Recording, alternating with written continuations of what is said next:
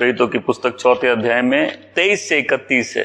जब उन्हें वहां से छोड़ दिया गया तो वे अपने साथियों के पास गए और जो कुछ मुख्य याजकों और प्राचीनों ने उनसे कहा था उन्हें सुना दिया। जब उन्होंने ये सुना तो एक मन होकर ऊंचे शब्द से परमेश्वर को पुकारा, हे प्रभु, तूने आकाश, पृथ्वी और समुद्र तथा सब कुछ जो उसमें है बनाया। तूने ही पवित्र आत्मा के द्वारा अपने सेवक हमारे पिता दाऊद के मुख से कहा, गैर यहूदियों ने रोष क्यों किया और देश देश के लोग व्यर्थ बातें क्यों करते हैं। प्रभु के विरोध में और उसके मसीह के विरोध में पृथ्वी के राजा उठ खड़े हुए और शासक एक साथ एकत्रित हो गए, क्योंकि सचमुच तेरे पवित्र सेवक यीशु के विरोध में जिसका अभिषेक तूने किया, हेरोदस और पेंतियुस पिलातुस भी गैर यहूदी और इजरायलियों के साथ इस नगर में एकत्रित हुए कि वही करे जो कुछ तेरी सामर्थ्य और योजनाओं में पहले से निर्धारित किया गया था। हे प्रभु, उनकी धमकियों को देख और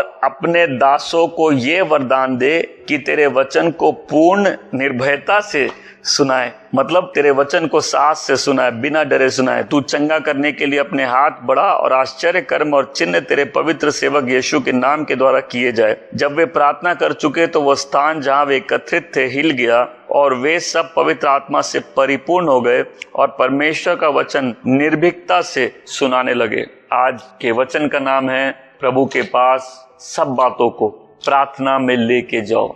एक स्थान है जहां हम अपने जीवन की सारी बातों को लेके आ सकते। एक शेल्टर की प्लेस है, वो प्लेस है प्रेयर की प्लेस। तो पिछले हफ्ते हमने देखा कि इनको धमकी मिलती है, उस राष्ट्र के जो सबसे पावरफुल लोग हैं वो मिलकर प्रेरितों को धमकाते और प्रेरित बोलते हैं, आप खुद ये न्याय करिए कि हम वो करें जो परमेश्वर की नजर में सही है कि जो आपकी नजर में सही है। प्रेरित डरते नहीं है, लेकिन हम जब जीवन में ऐसे अनुभवों से जाते हैं, एक बार आदमी सोचता है कि हम आगे क्या करेंगे। इनको धमकाया गया, आगे इनको ये भी बोला गया कि तुम पे कार्रवाई होगी, मतलब तुमको सजा मिलेगी, फिजिकल पनिशमेंट मिलेगी। तो वहां पतरस और यूहन्ना बिल्कुल नहीं डरे, पूरे साहस के साथ अपनी बातों को रखे। लेकिन जब वो वहां से आते हैं तो सबसे पहले इन बातों को चर्च के साथ शेयर करते हैं। तो हमको ये समझना, चर्च एक शेल्टर की जगह, चर्च भी एक शेल्टर की जगह है। यहाँ खाली वचन का प्रचार नहीं है, एक वो जगह जहाँ हम मिलके एक साथ सब बातों के लिए प्रार्थना कर सकते। पहले मैं बताना चाहता हूँ वहां हुआ क्या फिर। तो इन्होंने मिलकर प्रार्थना की, परमेश्वर से मिलकर प्रार्थना की और उन्होंने उनको ये वचन मिला भजन संहिता 2 अध्याय से कि प्रभु के लोगों का ऑपोजिशन, मतलब प्रभु के लोगों का विरोध करना ये आम बात है। वो लोग जो मसीह से जुड़े हुए उनका विरोध आम बात है। पर उन्होंने इस बीच में ये प्रार्थना की कि प्रभु इन सब के बावजूद आपकी योजना पूरी होगी। उन्होंने ये नहीं मांगा कि प्रभु ये जो हमारे दुश्मन है इनका नाश हो जाए, लेकिन प्रभु से ये मांगा, प्रभु हमको सामर्थ दीजिए सुसमाचार सुनाने के लिए और चिन्ह चमत्कार के साथ अपने वर्ड को कंफर्म करिए। और वचन कहता है कि जब उन्होंने प्रार्थना की तो वो जगह हिल गई, मतलब पवित्र आत्मा ने फिर से उनको सामर्थ से भर दिया और वो फिर से जाकर पूरे सामर्थ के साथ वचन का प्रचार करने लगे। आज मैं बताना चाहता हूँ, एक स्थान है जो हर विश्वासी के लिए छुपने का स्थान है। एक स्थान है जहाँ हर विश्वासी अपनी सारी जरूरतों को, अपने जीवन की सारी चुनौतियों को, जीवन के सारे संघर्षों को, एक स्थान है जहाँ हम ला के परमेश्वर के सम्मुख रख सकते हैं, वह प्रार्थना का स्थान। ये पहली कलीसिया प्रार्थना की कलीसिया थी। इनकी फाउंडेशन, इस चर्च की फाउंडेशन थी प्रेयर। अगर हमारे लाइफ की फाउंडेशन प्रेयर नहीं है तो आप आशीष से भूल जाइए। आप प्रभु में आए, आपको लगा विरोध नहीं होगा, सब कुछ बढ़िया होगा, सब कुछ अच्छा चला, और जो आपने सोचा था बिल्कुल उसके विपरीत होता है। आप देखेंगे कई बार घर 2 भागों में हो जाते हैं, विश्वासियों पे बहुत जगह से सताव आता है। यहाँ उस राष्ट्र के सबसे पावरफुल लोग इन प्रेरितों के विरुद्ध खड़े होकर उनको धमकाते हैं। और उन प्रेरितों का जवाब क्या था? उनका जवाब था प्रार्थना। लाइफ में हर चैलेंज का एक ही रिस्पॉन्स है, प्रेयर। प्रार्थना में यीशु के पास लेके आओ, प्रार्थना में उस चीज को प्रभु के सामने सरेंडर करो। और यही वो पावरफुल लोग हैं, इनके पावर का सोर्स था प्रेयर, क्योंकि इन्होंने जीवन भर यीशु को प्रार्थना करते देखा था। और अब जब वो सेवकाई इन्होंने आगे तैयार चालू रखी तो ये भी बन गए मैन ऑफ प्रेयर, वो लोग जो प्रार्थना के सामर्थ पर विश्वास करते हैं। आमीन। इन लोगों ने दुनिया को उलट पलट कर दिया। और इन लोगों का पावर क्या था? प्रेयर। एक व्यक्ति मुझे दिखाओ जो अपने संघर्षों पर जय पाता है, मुझे एक व्यक्ति दिखाओ जो तूफानों पर जय पाता है, मुझे एक व्यक्ति दिखाओ जिसको जितना मार दो उठ के वापस खड़ा होके आगे बढ़ने लगता है, और मैं तुमको एक व्यक्ति दिखाऊंगा जो प्रार्थना का व्यक्ति है। शो मी अ मैन, एक आदमी दिखाओ जो अपने संघर्षों पर जय पाता है। एक आदमी दिखाओ जो अगर परिस्थितियां और जो भी ऑपोजिशन उसको जितना गिरा दे वो उठ के वापस खड़ा हो जाएगा। मैं तुमको दिखाऊंगा एक आदमी जो प्रार्थना करता है और प्रार्थना के सामर्थ को जानता है। लाइफ में दो चीज है, एक रुकावट आती है लेकिन दूसरा उसका सही जवाब है प्रार्थना। खोजो और मिलेगा, खटखटाओ खोला जाएगा, मांगो और दिया जाएगा। प्रेयर एक ऐसा पावर है जिसको चर्च जब इग्नोर करता है वो चर्च पावरलेस हो जाता है। वो चर्च किसी काम का नहीं रहता, वो चर्च या वो व्यक्ति आगे बढ़ना नहीं बढ़ पाता। इसलिए जब चर्च में पावर की कमी हो, आदमी को समझ जाना चाहिए कि प्रार्थना की कमी है। जब विश्वासी के जीवन में सामर्थ की कमी हो, समझ जाना चाहिए कि प्रार्थना की कमी। इन्होंने ये नहीं मांगा प्रभु उनका मुंह बंद कर दीजिए, उन्होंने बोला प्रभु हमारा मुंह खोल दीजिए, अपने पावर से सामर्थ से हमको भर दीजिए ताकि हम बिना भय के गवाही दे सके और अपने वर्ड को चिन्ह और चमत्कार के साथ कंफर्म करिए। दिखाओ मुझे एक आदमी जो अपने सारे संघर्षों पर जय पाता है। मैं तुमको दिखाऊंगा एक आदमी जो प्रार्थना करता है। वो व्यक्ति जो प्रार्थना करता है अपने जीवन का, घर का, राष्ट्र का, समुदाय का आत्मिक प्रभाव बदल सकता है। आत्मिक जो क्लाइमेट होता है, मौसम, उसको बदल सकता है। जो व्यक्ति प्रार्थना में रहता है उसके भविष्य के ज्ञान के कारण वो शैतान के, अपने विरोधी के हर प्लान से पर जय पा सकता है। कोई भी जो मिलिट्री का व्यक्ति हो, जो भी कोई आर्मी मैन हो, वो वॉर में, वो लड़ाई में जाता बिना हथियार के नहीं जाता, पर वचन कहता है जो हथियार हमको मिले वो परमेश्वर द्वारा सामर्थ्य। आज सबको अपने जीवन में देखना और पूछना है कि क्या मैं अपने संघर्षों को प्रार्थना के स्थान में लेके जाता हूं? मैं क्या अपने संघर्षों को यीशु के पास लेके जाता हूं? क्या मेरे पास हर चुनौतियों का एक जवाब है? प्रार्थना। क्या मैं परमेश्वर पर डिपेंडेंट हूं प्रेयर के लिए? क्या मैं अपनी जरूरतों के लिए, अपने जीवन में संघर्ष के लिए परमेश्वर पर डिपेंड हूं? क्या मैं अपनी हर एक बात प्रार्थना में रखता हूं? अगर आप रखेंगे आप वही व्यक्ति बनेंगे जो जय पाता है। एक व्यक्ति बोलेगा प्रभु मुझे कंफर्टेबल लाइफ, दूसरा व्यक्ति बोलेगा प्रभु मुझे जयवंत बनाओ, मेक मी विक्टोरियस। बाइबल में कहीं नहीं लिखा तुम्हारी लाइफ इजी होगी, बाइबल में लिखा है इनफैक्ट तुम्हारी लाइफ बहुत डिफिकल्ट होगी अगर तुम जीसस पे बिलीव करते हो तो।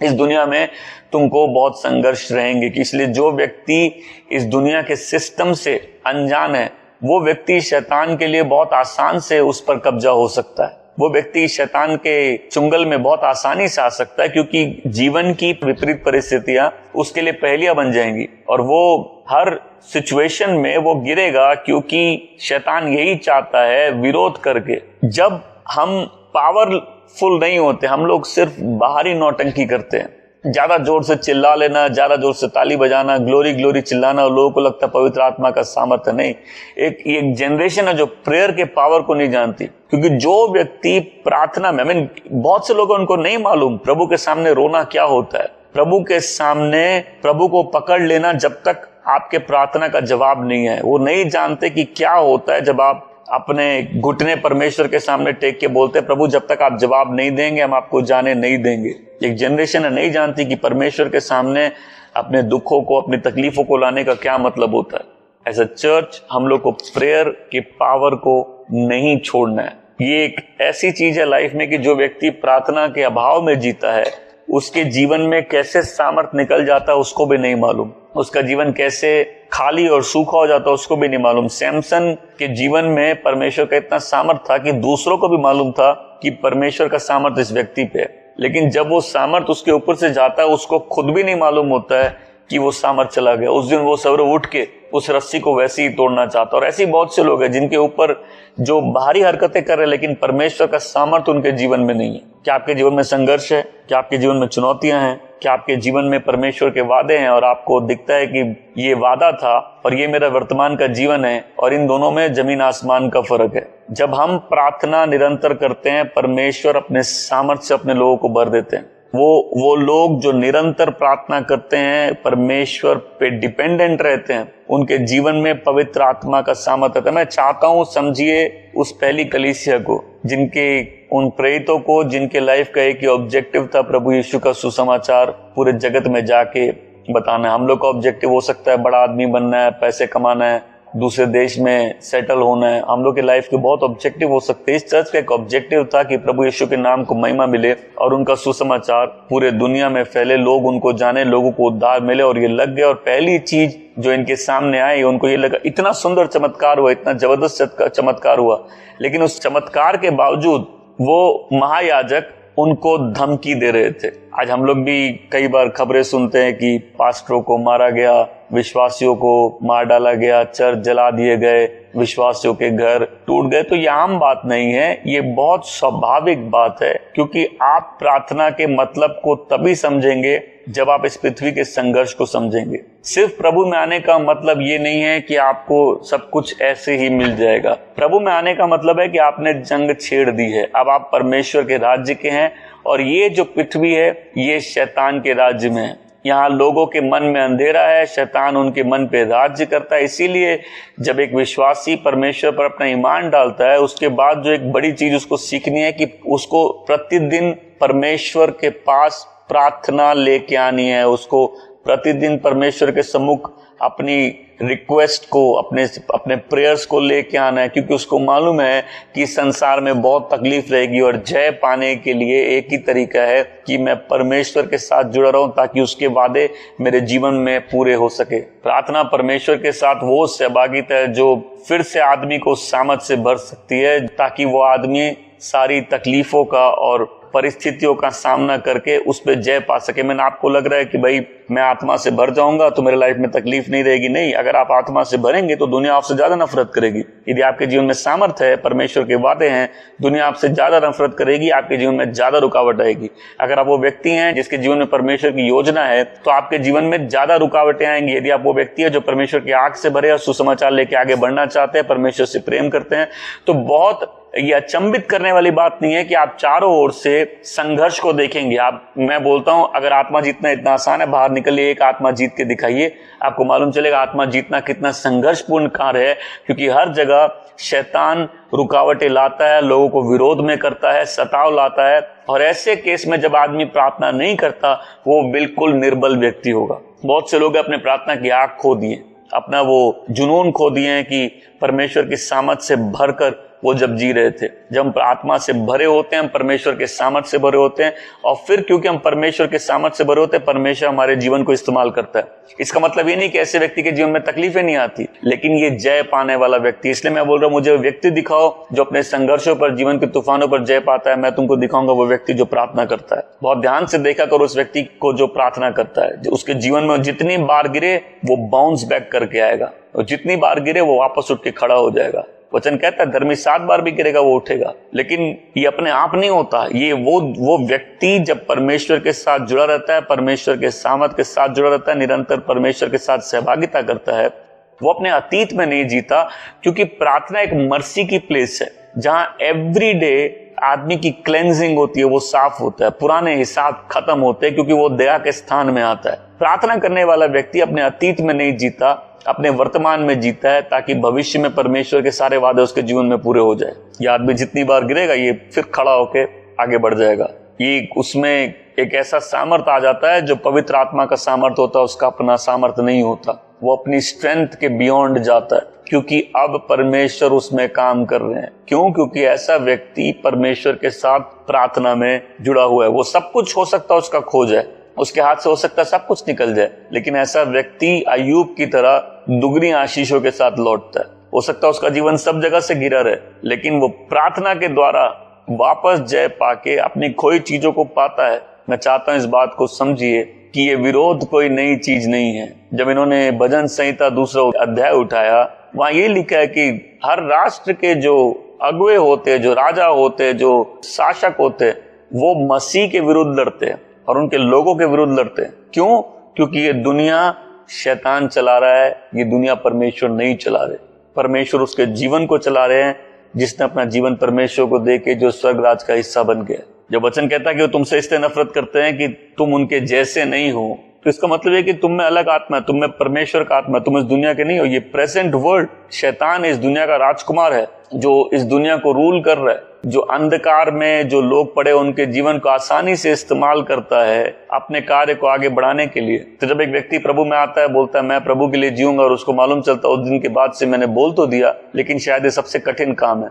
प्रभु यीशु कहते हैं लूका 18:1 में कि आदमी सदा प्रार्थना करे और हार ना माने। क्या आप आज गिर चुके हैं? क्या आपकी परिस्थितियां विपरीत है? क्या आपके ऊपर जीवन में सताव है? क्या आप चुनौतियों से घिरे हुए हैं? क्या आप फाइनेंशियल ट्रबल्स में हैं? क्या आपके अपने आप के विरुद्ध हो गए हैं? क्या आपने बहुत सी चीजें खो दी हैं? क्या आप संकट में हैं? क्या आपको लगता है कि आप वापस नहीं आ पाएंगे? क्या आपने अपने अच्छे दिन पीछे छोड़ दिए? क्या आप प्रभु के लिए जीना चाहते हैं? परिस्थितियां उतनी तकलीफदायक है। अगर आज आप समझ जाएंगे कि इस दुनिया में कुछ भी आसानी से नहीं मिलता, लेकिन जो व्यक्ति परमेश्वर के सामर्थ्य से जुड़ा रहता है वो जय में चलना सीखता है, उसको पावर का सीक्रेट मिल जाता है। और आप अगर बाइबल ध्यान से पढ़ते हैं, आप देखेंगे यीशु एक प्रार्थना के व्यक्ति थे।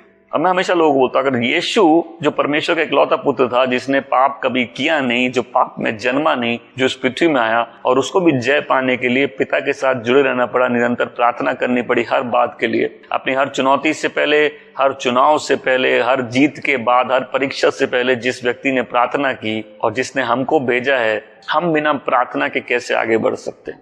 इसलिए मैं चाहता हूं हमारा दुनिया देखने का तरीका बदले। ये दुनिया एक प्ले ग्राउंड नहीं है, ये विश्वासियों के लिए बैटल ग्राउंड है। जिस दिन आप प्रार्थना करके बोलेंगे मैं प्रभु के लिए जीना चाहता हूं, मैं अपना जीवन प्रभु को देता हूं, उसी दिन से चुनौतियां आपको चारों ओर से घेर लेगी। और इसमें एक विश्वासी आके बोलेगा मैं क्या करूं, मैंने तो ऐसा सोचा नहीं था, मैं तो सब जगह से तकलीफों से घिरा हूं। और वहीं दूसरा विश्वासी वही तकलीफें, संघर्ष जब वो देखेगा, वो परमेश्वर के सामने दीनहीन होकर प्रार्थना करना सीखेगा। क्या आप जानते हैं इस बात का मतलब क्या होता है? जब एक व्यक्ति परमेश्वर की उपस्थिति में बैठ जाए और बोले परमेश्वर मेरी प्रार्थना का जवाब दीजिए, मैं आपके बिना कुछ नहीं कर सकता। क्या आप इस बात का मतलब जानते हैं? जब एक व्यक्ति परमेश्वर के सामने दीनहीन होकर रोता है, अपनी परिस्थितियों को परमेश्वर के सामने रखता है और बोलता है प्रभु अगर आपका अनुग्रह नहीं मिला मैं जय नहीं पा सकता। जहां प्रार्थना की बात है, इस बात को अपने दिमाग में डाल लीजिए। जहां इस विश्वासी जीवन की बात है, यीशु कहते हैं तुम मेरे बिना कुछ नहीं कर सकते। सबसे बड़ा ट्रैप है जब आदमी अपनी स्ट्रेंथ में जीने लग जाता है, अपने सामर्थ्य में जीने लग जाता है, जब उसको लगता है उसके द्वारा वो अपने बुद्धि से, अपनी ताकत से बहुत कुछ कर लेगा। मैं हमेशा लोगों को बोलता हूँ सेवा ना पैसों से होती है, ना तुम्हारी क्वालिफिकेशन से होगी, ना तुम कितने लोगों को जानते हो, तुम्हारे क्या कनेक्शन हो उससे होती है। सेवा पवित्र आत्मा के सामर्थ्य से होती है, और पवित्र आत्मा का सामर्थ्य उस व्यक्ति के जीवन में निरंतर दिखता है जो परमेश्वर पर डिपेंडेंट है। इस मिनिस्ट्री में लोगों ने जबरदस्त ब्रेक थ्रूज देखे अपने लाइफ में, क्योंकि उन्होंने प्रार्थना का मतलब सीखा, प्रार्थना की आग लगी। मैं बोलता हूं कुछ नहीं, अगर आप प्रतिदिन अपने सारे चैलेंजेस गॉड के सामने रखना सीखिए, देखिए वो आपके लिए कैसे कार्य करेंगे। वचन कहता मांगो और दिया जाएगा। बोला हम नहीं मांगेंगे, हमसे मांगा नहीं जाता, हम अधीन नहीं हो सकते। बोला ठीक है तुम्हारा प्रॉब्लम है, लेकिन जो व्यक्ति परमेश्वर पर निर्भर है, परमेश्वर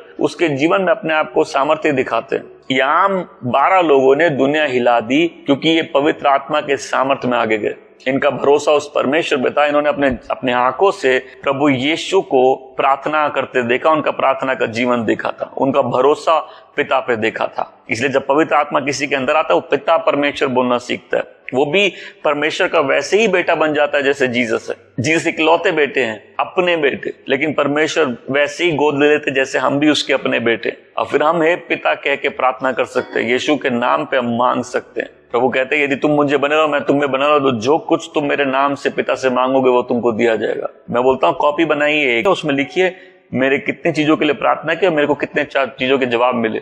जब आप वो देखेंगे आप भी सरप्राइज हो जाएंगे कि सही में परमेश्वर प्रार्थना सुनते हैं। और प्रार्थना के जवाब इसलिए कई बार लोगों को नहीं मिलते क्योंकि प्रार्थना करते ही नहीं है, वो डिपेंडेंट ही नहीं है गॉड पे। वो अपनी स्ट्रेंथ पर, वो क्या जानते हैं, वो कैसे जी सकते हैं, वो क्या कर सकते हैं, उस चीज पर निर्भर है। शैतान अपने सामर्थ्य में जो कुछ कर सकता है वो करेगा आपको निराश करने के लिए। सवाल है क्या आप निराश है, क्या आप हताश है, क्या आप हार चुके हैं, क्या आप थक गए हैं, क्या आप परिस्थितियों से घिरे हुए हैं, क्या आपका भी मुंह बंद करने की कोशिश की जा रही है, क्या आपके आगे सामने रुकावट है, क्या आपके सामने गेट बंद है। शैतान कुछ भी करेगा आपको डिस्करेज करने के लिए, वो कन्विंस करने की कोशिश करेगा कि प्रार्थना से कुछ नहीं होगा, परमेश्वर तुम्हारी प्रार्थना में इंटरेस्टेड नहीं है, वो आपको थका देगा। मैं बोलता थकना प्रार्थना करके थकिए, क्योंकि जो प्रार्थना करके थक जाता है परमेश्वर उसमें नया सामर्थ भर जाता है। लेकिन प्रार्थना से मत थकिए। जब आप में निराश होकर हार मानने लगता है, वो बोलता है रेस्ट ले लेते, प्रार्थना नहीं होगी। प्रभु बोलते उठो उठो, प्रार्थना करो, उठो। देखिए, अगर आप प्रभु यीशु को नहीं जानते, आप दुनिया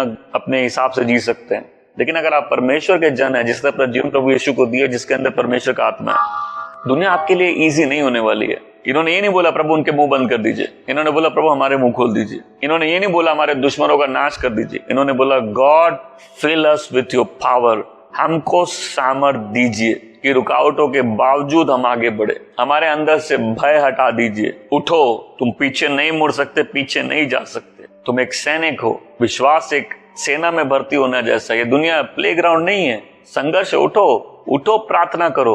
प्रभु यीशु कहते तो क्यों सो रहे हो? यही तो टेम्पटेशन का टाइम है, यही तो प्रलोभन का टाइम है। प्रलोभन के टाइम बहुत से लोग सो जाते। उठो, प्रेयर करो, पहनो अपना हेलमेट, उठाओ अपनी वचन की तलवार, धार्मिकता का कवच पहनो, विश्वास की ढाल लो, लड़ो, संघर्ष करो। जो व्यक्ति प्रार्थना में आगे बढ़ता है वो अपने जीवन में परमेश्वर का सामर्थ्य देखता है। जो निरंतर प्रार्थना करने वाला व्यक्ति है वो सामर्थ्य वाला व्यक्ति है, filled with the Holi spirit. अगर आपके जीवन में उदासी आपको प्रभावित कर रही है, इसका मतलब आप प्रार्थना नहीं कर रहे, क्योंकि जो व्यक्ति प्रार्थना के आग से भरा रहता है, परमेश्वर का जॉय उसमें रहता है। फिर प्रेयर ये नहीं कि प्रभु मेरी सिचुएशन चेंज कर दो, प्रभु मेरे को जॉय दीजिए, होली स्पिरिट में वो जॉय दीजिए, वो जॉय जो मेरे अंदर से निकले वो दीजिए। फिर आप देखेंगे अगर अपनी परिस्थितियों के बावजूद परमेश्वर आपको हंसने का सामर्थ्य देंगे। आप उसकी जब प्रेजेंस में रहेंगे आप जॉयफुल रहेंगे। सारे तनाव के बावजूद आपके अंदर वो शालोम, वो शांति रहेगी। ये संघर्षपूर्ण जीवन है, ये दुनिया हॉस्टाइल है, ये दुनिया विरोधी है। जब सारा प्रेशर लाइफ में आता है, रिलीज की क्या प्लेस है? प्रेयर। जब लाइफ में सोल्यूशन चाहिए, जब सारे इश्यूज से हम घिरे हुए और कोई जवाब नहीं, कौन सी जगह है? प्रेयर। जो प्रभु पे वेट करना सीखता है वो अपनी लाइफ में गॉड का पावर देखता है, डिलीवरेंस देखता है। Wait upon God. प्रेयर वो प्लेस है where we wait upon God. वो जगह है जहां हम अपने सारी बातों को परमेश्वर के चरणों में रख सकते। प्रेयर वो प्लेस है जहां प्रभु को बोलते प्रभु बैटल आपके बिना हम कुछ नहीं कर सकते। Lord I can do nothing without you. Wait, मेरे साथ बोलेंगे wait. Prayer is a place of waiting upon God. एक जो चीज है जो लोगों को रोकती प्रार्थना से वो है घमंड। घमंडी व्यक्ति प्रार्थना नहीं कर सकता।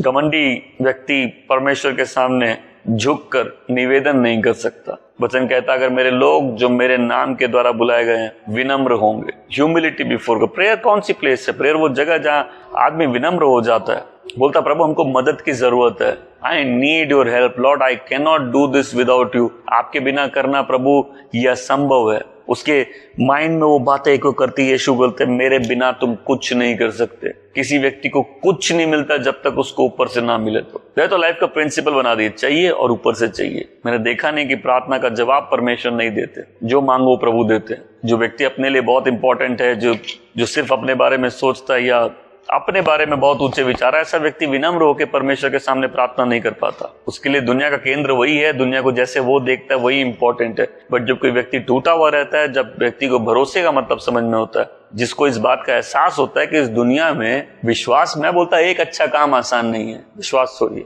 पाप करना बहुत आसान है, छुप के कुछ करना बहुत आसान है, गलत काम करना बहुत आसान, लेकिन एक अच्छा काम आसान नहीं है। बोलिए आज प्रार्थना करिए मैं प्रभु के लिए जीऊंगा, देखिए संघर्ष बढ़ जाएंगे। आज प्रार्थना करके पवित्रता के अगले चरम तक जाइए, देखिए संघर्ष बढ़ जाएंगे। आज बोलिए प्रभु का काम मैं आगे करूंगा, प्रभु आपकी सेवा करूंगा, देखिए संघर्ष कैसे बढ़ जाएंगे। और फिर कई लोग समझ नहीं पाते ये संघर्ष आना अनिवार्य है क्योंकि ये दुनिया शैतान चला रहा है, लेकिन स्वर्ग में इस पूरी सृष्टि का मालिक बैठा है, जिसको जब प्रेरित प्रार्थना करते हैं कहते हैं कि प्रभु यू आर सॉवरेन, तू मालिक है, तू राजा है। ये परिस्थितियां जितनी भी पलट जाए लेकिन तू अपनी मर्जी पूरी करता है। कैसे करता है? जब उसके लोग उसके वचन के अनुसार प्रार्थना करते हैं। ये इनको वचन मिला भजन संहिता 2 और इन्होंने उठा के प्रार्थना की। अब हम विश्वास करते हैं कि इन परिस्थितियों के बीच में भी तो अपने सिंहासन पे ही बैठा है। आज इस परिस्थिति के बीच में भी you are still the Lord, आप आज भी प्रभु हैं। और पृथ्वी में जो कुछ भी हो जाए अल्टीमेटली आप अपनी विल पूरी करते हैं। प्रभु अपने सेवकों को अपने सामर्थ्य से भर, हमको निर्भय बना दे, गिव अस बोल्डनेस। देखिए जो व्यक्ति घमंडी होता है परमेश्वर से खुद लड़ते। ये परमेश्वर का अपना ही असाइनमेंट है। गॉड का बिजनेस ये घमंडी लोगों से खुद लड़ना, ताकि प्रभु उसको नीचे करे। और बहुत से विश्वासी घमंड के कारण टूट गए, बर्बाद हो गए। मैं कर लूंगा, मुझसे हो जाएगा। प्रभु कहते तुम मेरे बिना कुछ नहीं कर सकते। वचन कहता है दुष्ट अपने घमंड के कारण परमेश्वर के पीछे नहीं चलता, उसको नहीं खोजता। परमेश्वर उसके विचारों में है ही नहीं। और विश्वासी जीवन में भी नीचे जाने का सबसे अच्छा तरीका है घमंड, क्योंकि नाश से पहले घमंड आता है। और घमंड का एक ही इलाज है फास्टिंग और प्रेयर। जो व्यक्ति निरंतर प्रार्थना उपवास में, जब भी लगे शरीर हावी हो रहा है, जब भी लगे परिस्थिति हाथ के बाहर की जा रही है, जब भी लगे कि मेरी धुन चली गई, जब भी लगे मेरा सामर्थ चला गया, जब भी लगे कि मेरा फेथ डगमगा रहा है, जब भी लगे हम प्रलोभन में, वो टाइम है फास्टिंग करो, प्रेयर करो। बोलेगा मेरे पास तो प्रोफेसी है, प्रभु ने वादा किया है और प्रभु जो वादा किया जरूर पूरा करेंगे। वादे के लिए वेट नहीं किया जाता। जब हमको लाइफ में कोई प्रोफेसी मिलती है, जब हमको गॉड का वर्ड मालूम होता है, एक तरीका है उसको पूरा करने का कि हम प्रार्थना के द्वारा परमेश्वर के उन वादों को पूरा करें। मतलब जो चीज परमेश्वर जब अपनी इच्छा किसी पे प्रकट करते हैं, परमेश्वर की इच्छा ऐसे नहीं होती।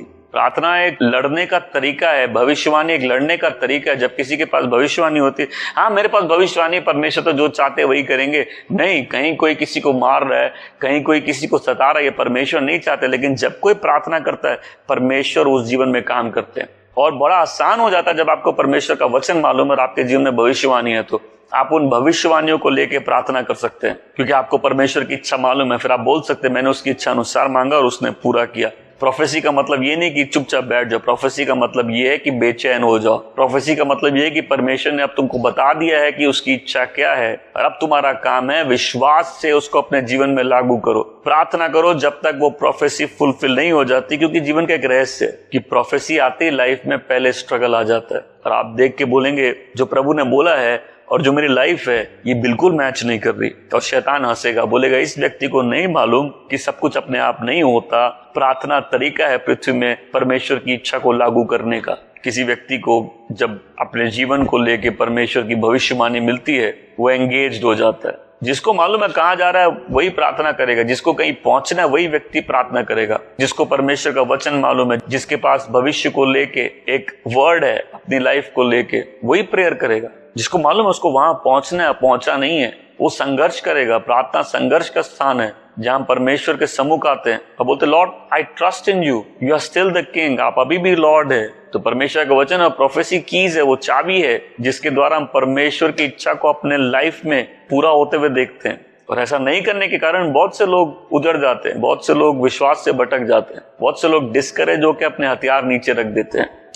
डेविल के लिए सबसे बड़ा जो अटैक किसी पे कर सकता है वो है कि उसको इस हद तक डिस्करेज कर दे कि वो परमेश्वर के सम्मुख अपनी प्रार्थनाओं के साथ नहीं है। आज हम क्या सीख रहे हैं कि एक स्थान है, आप अपने सारे संकट, सारे तकलीफें, सारे चुनाव, सारे संघर्ष वहां लेके जा सकते हैं, सारे चुनौतियों को वहां लेके जा सकते हैं। जब भी किसी व्यक्ति, राष्ट्र, जगह के नाम पे कोई भविष्यवाणी का शब्द आता है, देखिए वहां कैसे संघर्ष बढ़ जाते हैं, लड़ाइयां बढ़ जाती है। और फिर जो व्यक्ति बड़ा कॉम्प्लिसेंट है कि नहीं परमेश्वर तो अपनी इच्छा पूरी करेंगे ही, वो व्यक्ति फंस जाता है। आप बोलेंगे अगर भाई आप बहुत से लोग हैं मेरी लाइफ में प्रोफेसी है पूरी नहीं हुई, कैसे पूरी होगी? प्रोफेसी का मतलब है कि गॉड ने अपने इच्छा तुम पर प्रकट कर दी है। अब तुम्हारा काम है उस शब्द को लेकर तुम लड़ो जब तक उसको तुम पूरा होते नहीं देख लो। क्या फायदा अगर आपके पास गॉड का एक वर्ड हो और आपका पूरा लाइफ उससे उल्टी हो? बोले वचन तो ये है मेरे पास, लेकिन मेरा जीवन ऐसा दिखता है। प्रार्थना करिए जब तक वो प्रोफेसी पूरी नहीं हो जाए।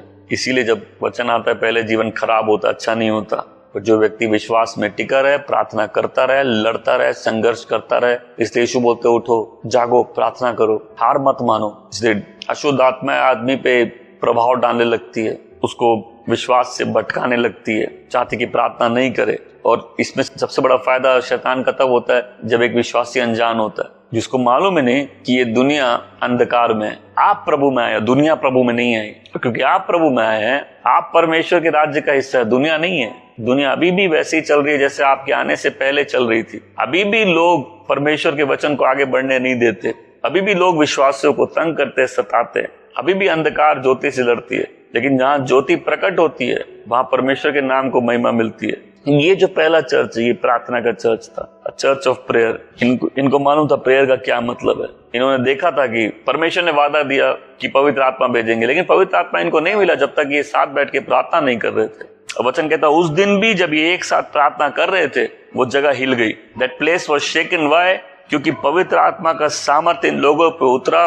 और यही लोग जो इग्नोरेंट, जो आम लोग थे, जो इलिटरेट थे, जो बिना पढ़े लिखे लोग थे, जिनको प्रभु यीशु ने चुना था, जिनको तैयार किया था, ये पवित्र आत्मा के सामर्थ्य से ऐसे भर गए कि पूरी दुनिया में जाके वचन का प्रचार करने लगे। वो ग्रेट डिलीवरेंस जो इनको मिला, वो जो चिन्ह चमत्कार देखे, जो विश्वास से इन्होंने सामर्थ्य काम किए, जो दुनिया के छोर तक पहुंच के उस विश्वास को, उस सुसमाचार को लोगों से बांटा, जो जेलों से अद्भुत ढंग से निकले, जो स्वर्गदूत आके इनकी मदद किए, जो ये आत्मा से भरकर बिल्कुल निर्भय हो गए जब पूरे सामर्थ के साथ इन्होंने वचन का प्रचार किया। ये कैसे हुआ? ये तभी हुआ जब इन्होंने प्रार्थना की। बहुत संकट का समय था वो, लेकिन वो पहली कलीसिया जय वाली कलीसिया, तो उनको जय मिली। क्यों? दे वर पीपल ऑफ प्रेयर। उनको मालूम था एक जगह है जहां अपनी प्रेयर लेके आना है। क्या आप वो व्यक्ति हैं जो प्रार्थना नहीं कर पाता? ये एक साइन है कि आप अंदर से बीमार है। क्या वो व्यक्ति हैं जो प्रार्थना जिसके लिए बहुत बोरिंग है, उसका परमेश्वर के सामने मुंह नहीं खुलता? ये साइन है कि आप अंदर से बीमार है। क्या वो व्यक्ति जिसका भरोसा अपने आप पर, आपको लगता है आप कर देंगे? ये साइन है कि आप घमंडी हैं। क्या होता है मतलब जब एक आदमी टूट के परमेश्वर के सामने विनम्र होता है, परमेश्वर उसके लिए लड़ता है। ऐसी कोई परिस्थिति नहीं, ऐसा कोई संघर्ष नहीं, ऐसी कोई पहाड़ नहीं जो परमेश्वर के सामर्थ्य से हट नहीं जाए। लेकिन दिखाओ वो व्यक्ति जो संघर्षों पर जय पाता है, जो गिर के वापस उठ जाता है। मैं दिखाऊंगा व्यक्ति जो प्रार्थना करना जानता है।